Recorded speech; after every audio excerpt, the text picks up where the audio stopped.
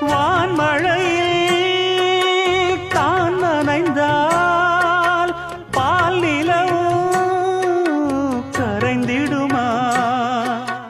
தீனிலே நீருந்தால் நில ஒளிதான் சுகந்தருமா? மரக்கிளையில் ஒரு குருவி கூடு கட்டி வாழ்ந்ததே.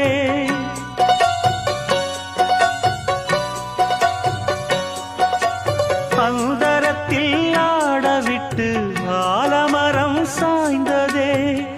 இன்பம் சுமக்க வைத்த மாமா என்ன தவிக்க விடலாம்?